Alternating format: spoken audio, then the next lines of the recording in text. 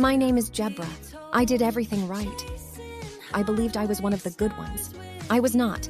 This is Unwoke, a memoir in episodes. Oh my God! My story is a cautionary tale. Buckle up. Chapter 2, Traitor Joe. During a heatwave-induced blackout, I was outside wrestling with a tire when my neighbor Joe approached. He noticed the low air and offered to fill it. I froze. I barely knew Joe, and his truck's Let's Go Brandon sticker, a conservative jab at Biden, screamed trouble. His American flag t-shirt glared like a warning, but Joe was African-American, and I dreaded seeming racist, so I nodded. Biden's America preached unity, and I'd been hell-bent on allyship. Joe was chatty, skipping my expected MAGA rants and gun talk. I exhaled until I realized he was unmasked.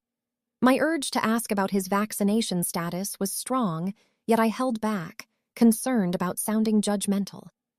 I mulled over giving him reparations for his ancestors' likely enslavement or sending him Venmo for his time as he pumped air.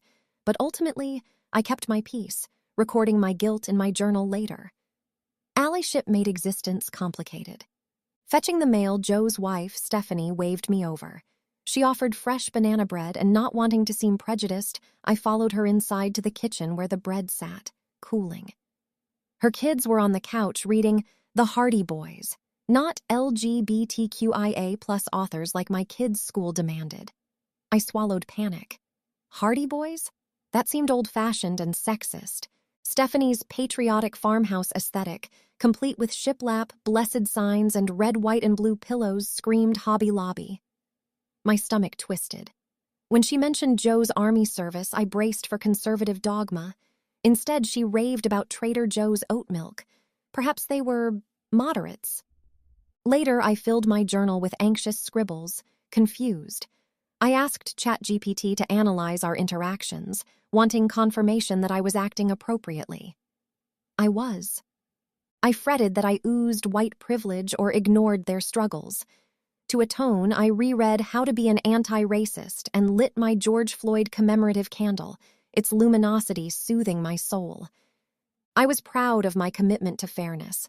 My housekeeper, Maria, could vouch for this. I assumed she was Mexican when I hired her. She corrected me sharply, saying she was born in Arizona. My undocumented gardener, Juan, shared his status, and I'd slipped him extra cash, proving my commitment to marginalized voices. My own closest friend was a neurodivergent, kink-positive, polyamorous, intersectionalist decolonizer. You can't get more open-minded and inclusive than I was. I planned to take my kids to Drag Queen Story Hour, but blackouts forced us to reenact a gender-fluid Anne Frank play by candlelight. The Trump years wore me down, but Biden's America restored me. Feeling secure with Biden in charge, I was able to amplify marginalized perspectives and exist authentically. Yet Joe and Stephanie's normalcy, their bread, their oat milk, rattled me. Had I misjudged them? Impossible. At book club, my friends Arson and Echo warned about people in red hats, and I wondered if I needed to avoid my neighbors for my own safety. Maybe they just needed to see that they were wrong. It's not that I hated Joe. It's that I needed to believe someone was worse than me, and there was nothing worse than Trumpers. One evening, I grabbed a pride flag, determined to hang it outside Joe's house to signal my open mind. I marched to their porch, heart pounding, picturing their shiplap walls. But as I raised the flag, their kids' laughter drifted out and I froze. What if they didn't need my gesture? What if they thought I was annoying? I remembered what Brad said before I laced up my sneakers to go next door. Are those flags just props? Are you being performative? Not everyone wants to hang a pride flag outside. I retreated, flag in hand, then played a video of Lizzo and her flute, the music grounding me. I was a work in progress, I told myself, rationalizing the unease. The world could keep its Let's Go Brandon stickers and Hobby Lobby pillows. I lived my truth. I raised my kids and secretly baked Stephanie's banana bread after she insisted on giving me the recipe. I reminded myself of a quote by a queer activist who said, "Righteousness doesn't stop at the property line. Inside my own house, the revolution must continue." I could not have agreed more. However, I hadn't always been this enlightened. My devotion to progress started years earlier, forged in that sickening orange intensity of 2016, when one election shattered everything I believed in. Chapter 3. CHAZ was the summer of love. Summer 2020 saw the world engulfed in protests sparked by Black Lives Matter, eclipsing climate change worries temporarily. I'd just emerged from my COVID cocoon, where Brad and I had been marinating in hand sanitizer and CNN marathons, 6 feet apart on the couch and sleeping in separate bedrooms. Was I letting him touch me? Not unless he wore gloves.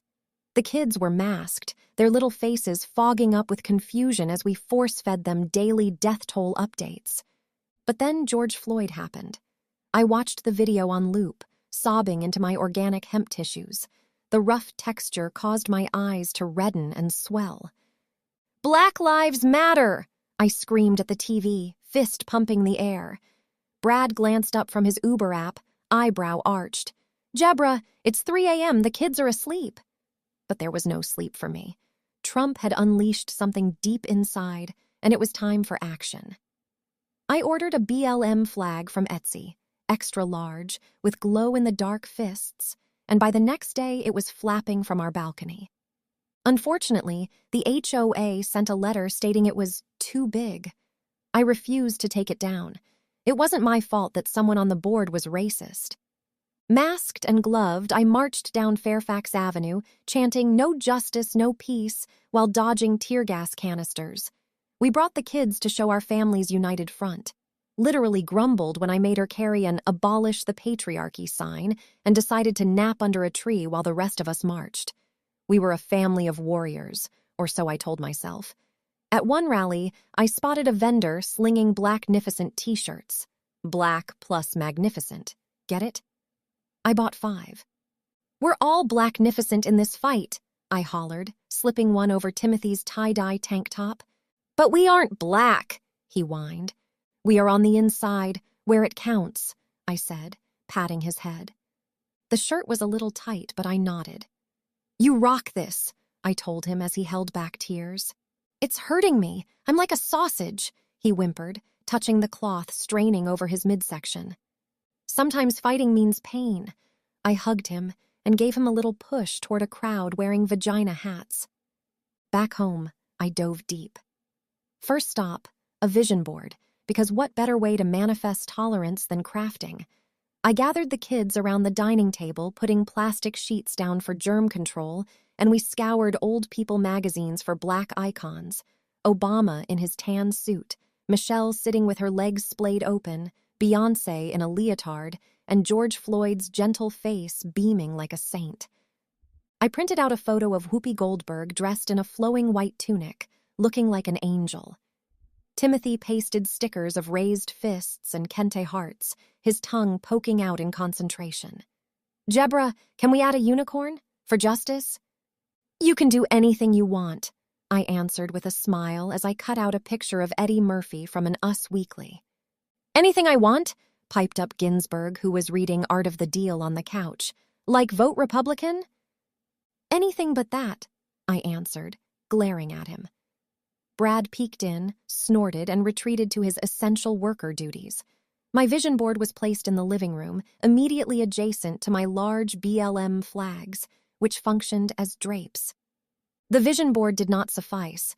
That's when I heard about CHAZ, the Capitol Hill Autonomous Zone in Seattle, a paradise born from the ashes of Floyd's murder. Activists had claimed 6 blocks of Capitol Hill after the Seattle PD abandoned their East Precinct like rats fleeing a sinking ship. I couldn't think of anything better than city blocks filled with pacifists. I envisioned linking arms and singing, sharing opinions, and discussing how much we hated Donald Trump.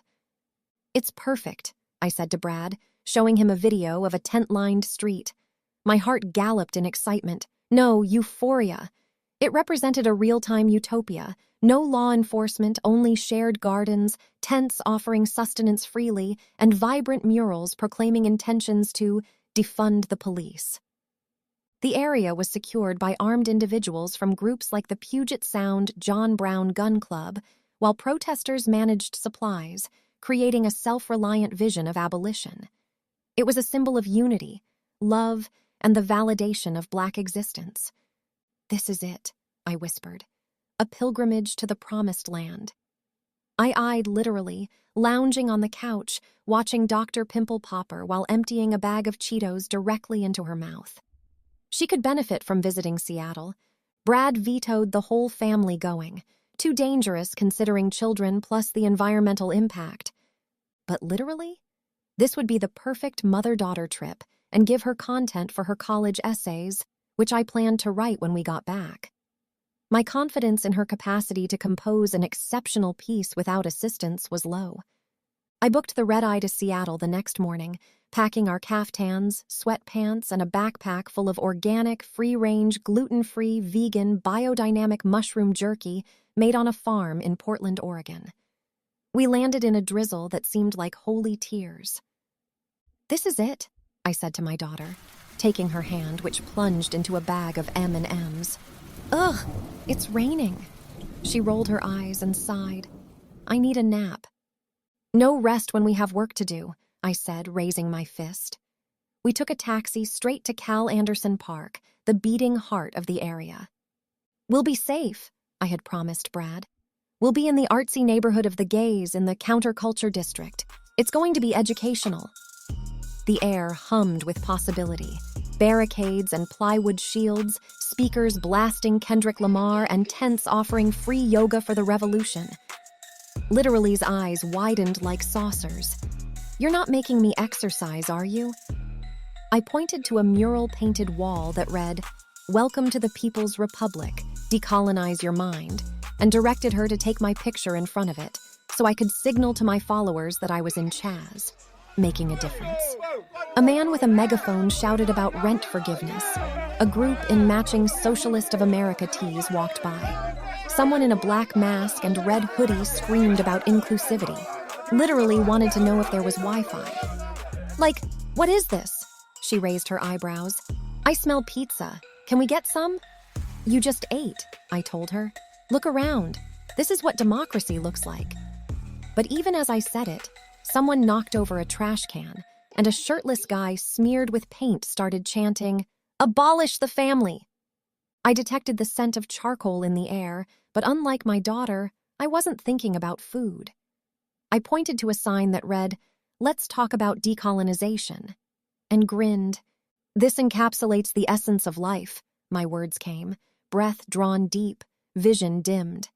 What kind of witty one-liner could I come up with for my next Instagram post? "That guy is handing out kind bars," Literaleigh said, licking her lips. "Is that a Ben & Jerry's food truck?" Can you stop thinking about food and remember why we're here for George Floyd? I raised my fist, then pointed to an area where vegetable-filled plastic crates were stacked one on top of another. A sign read, "No Cop Co-op," and another spelled out, "People over profit." How could anyone disagree? "Why is there a medical tent? Are people getting hurt?" Literaleigh asked, her brow furrowed in concern. "I don't feel safe." "The medic is here to hand out Band-Aids for blisters, and you don't feel safe. Your white privilege is showing." I shook my head and pointed to a black man in a puffer coat handing a blanket to an unhoused person. "This is the best of humanity," I said as an explosion went off. "A celebration!" I said quickly when Literaleigh began to cry. Someone must have been setting off fireworks. A woman screamed, "Are you going to tear gas us again?" I ignored her. She wasn't going to ruin our experience. Later that afternoon, we joined a circle for Abolition 101, where a facilitator in a keffiyeh scarf spoke with a megaphone. "No more 911 calls. We handle conflict with hearts and minds." Groups peacefully engaged in discussions about social justice, and my heart swelled with pride. Gazing outward, I observed crowds unified in their yearning for peace. These individuals, mirroring my conviction, viewed George Floyd as embodying hope, resilience, and uprightness. Morning rain gave way to sunshine, illuminating the scene with gold. I took photos and posted them to my social media to remind everyone that I was doing the work. But more social media would have to wait. I was there to show literally what it meant to enact change. We handed out water bottles, clapped as a non-binary Jesus gave an impromptu sermon, and passed out Clorox wipes to the unhoused, who tried to take over the sidewalk tents. I gave granola bars to a group sitting cross-legged on the street. They looked at me, then took everything in my PBS tote bag and walked off. It's better to give to the needy than to hoard, I told myself, though I suddenly wondered if I even believed that. Then a fight broke out near the barricade. Someone accused someone else of being a cop. I tried to look brave, filming on my phone for Instagram, when a body crashed into me and I went down hard, palms scraping asphalt. Literally screamed, "Mom!" But no one turned. They just stepped over us, chanting something about liberation. I stood up, bleeding a little, and looked around at the graffiti, the makeshift tents, the smoke curling through broken windows. A man in a gas mask sprayed something on a wall that said, "Eat the rich." He looked at me, and for a second, I wondered how hungry he was. I told myself this was still good, necessary, important, but as I wiped blood from my elbow, I wondered if we were safe. The cracks surfaced on day 2. People showed their rage over repressed emotions. Their voices got louder, anger boiling over until things grew violent. Someone snatched my tote bag from my hands, and a tear gas canister hit me square in the chest. I staggered, vision swimming. Fortunately, Literaleigh found refuge in a tent with 2 lesbians who were teaching her how to play the ukulele.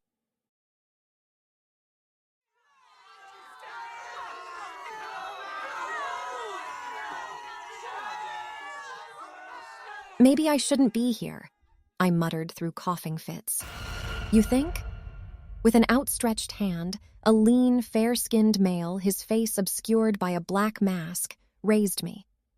"You need to get out of here. People a few blocks over are getting beaten, and when the police show up, forget it. Did you not hear the gunshots?" But the music and voices were so loud that I could not hear myself think. When a woman wearing an abortion pride shirt bumped into me and told me to "Get the fuck out of here," I took her advice. I grabbed Literaleigh from the lesbians and pulled her along to the open arms of a waiting Uber. "I almost died back there," she screamed. "Yes, baby," I admitted. "But you're safe now. We're going home." We left that city utopia, eyes stinging, clothes torn, my tote half empty. Home felt like the safest place. At the airport, I watched Literaleigh's tears slowly dry as she devoured a Cinnabon. Back home, Ginsburg, the most conservative, Trump-loving child of mine, looked me in the eye. "You know, Mom," he said, voice calm but deadly in its simplicity, "maybe you're wrong about all of it. Maybe you should open your mind and do your own research. You would have known CHAZ was a danger zone." "Someone died," Brad told me, his face grim. I waved my hand.